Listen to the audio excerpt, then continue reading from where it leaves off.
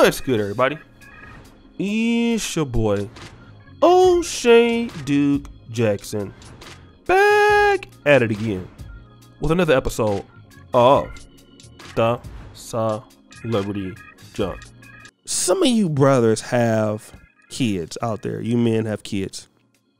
And of course, some of you have boys, and many of you could have girls, right? And I noticed that men, when they have daughters, it's a whole different aspect than having a boy. My dad, who I have sisters, I mean, he was like real rough on me, you know. I remember he taught me how to ride a bike. We were living on the Watch Towers, and you know, I would sometimes, you know, fall down, you know, like off the bike and start crying. Get up! We'll hear that crying, boy. Get up, boy. You know, he's just, and I thank him for that, right? Because you know, in life you can't be no crybaby. Get up, man. You're a man, right? You know, you know it's gonna be tough, right? And then with a woman, you know, man, you know, my older sister or whatever, you know, she can get away with almost anything, man. You know, he loved him, and he had never whipped them or nothing like that for the most part.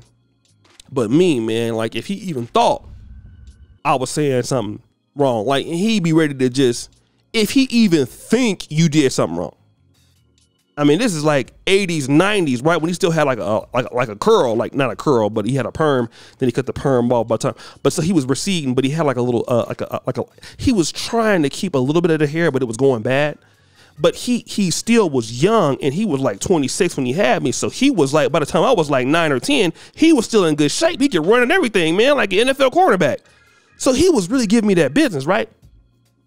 And when a man has a daughter, it's just you love them, daddy's girls, all of that. Your sons, you making them tough. Your daughters, you loving them. So when your daughter is coming up, man, in life, you want to do everything you can to help them.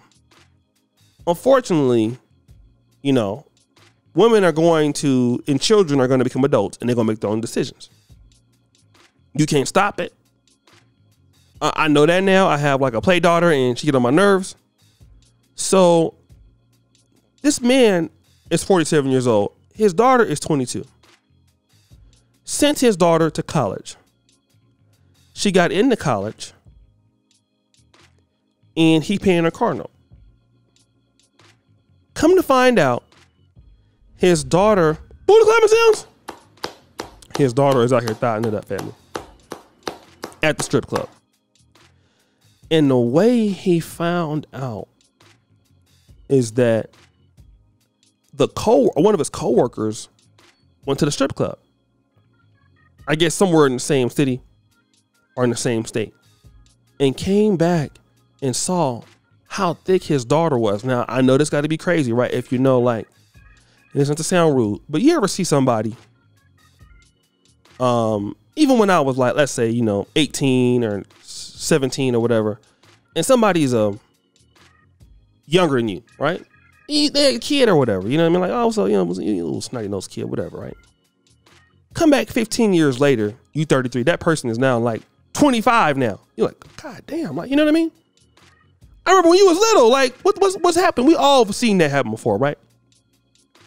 And so I hope that wasn't the case. This person's been a family friend that have known her all his life and come back and see the daughter is like, okay, shit, you here busting out, right? Hey, look, man, your daughter is out here thotting it up.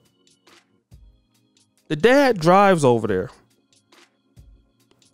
confronts his daddy, confronts the girl on campus. He's like, look, I'm paying your money to do X, Y, and Z, right? Get a decent job. You embarrass me. My friends is coming through here, seeing you, you know, booty clapping it up, right? And I actually want to know what strip club it is, so I can go and talk to her about that. So, so he asked her to quit and get a decent job, and she basically said that, you know, she's making money easily, and told him that she's not quitting, and that she's making money so easily. So she's like, look, I don't need you to pay the car payment no more. He's like, shit, I'm not paying for it. All right. Went and told his wife. Okay. But he like, look, I'm cutting her ass off. Okay. So people are mad at the dad and upset at the father. But let me just say this, man. People are on Reddit bashing this guy. But you know what, man? I get it. Like, one of the things is, I'm giving you this money, like as men. You don't have to like the decision, right? But why do we provide for our kids? So that our kids don't go out there and get involved in stupid stuff, right? I'm giving you this money so that you can go to school and be a student and not be meeting what? Strange men. I mean, this is a man trying to be protective of his daughter, right? And so many times, I just want to say about what when it comes to men protecting and people in the United States, the only kind of women protection that some women want is the ones that they agree to. A man is going to protect differently than what a woman wants. Women want men, when they talk about protecting your daughter, all right, you pay for her, let her do whatever the hell she wants, and if something goes bad, you go and confront the guy. Versus you saying, look, I don't want you involved in X, Y, and Z. I'm your father. You listen to me because I don't want you coming across strange men. And it's not just you're naked at strip clubs. But we all know what happens at strip clubs. Strip clubs, you know, high probability of getting on drugs. You know, high probability of getting stalked. Pimps are in strip clubs. You pick up bad habits from other ladies.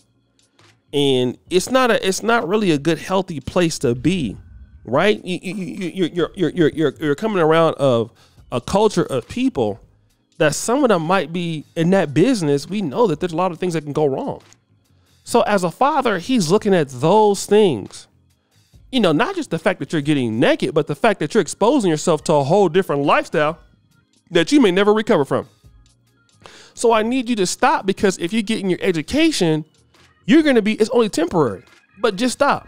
No, you're a sleazeball dad for doing that.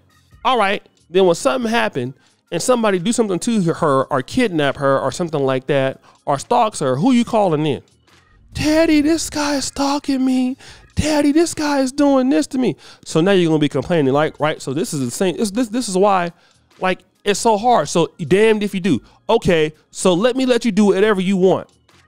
So I could be put at risk because you don't want to listen to what I'm telling you to do. And this is why people are so ungrateful. You know what I'm saying? And it really, a lot of men's protection is, you don't have much to say. They don't want to hear what you got to say. You get to do whatever you want to do. And that's it. So guys are saying, all right, well, you want to do whatever you want to do? Go do what you want to do. And I think that's the attitude that a lot of men have to have. You don't want to do what you're supposed to do with me? You don't want to follow my wishes? Hey, bye. That's what my granny used to tell me. Like, look, you want to stay here, you're going to work and go to school. And you're going to church. You don't want to go to church? You don't have to, I don't care what you do, but you're not going to live here. Take your ass somewhere else. Straight up and down. Take your ass somewhere else. You're not going to be here, because as long as you live in my house, you're going to follow my rules. But people want to do whatever they want to do, and you wonder why America is getting worse and worse. Ain't no structure. So guys, what do you think? It's your boy, O'Shea Duke Jackson, back at it again with another episode of The Celebrity Junk. Appreciate you for all that you do. Subscribe to the bell. We're out.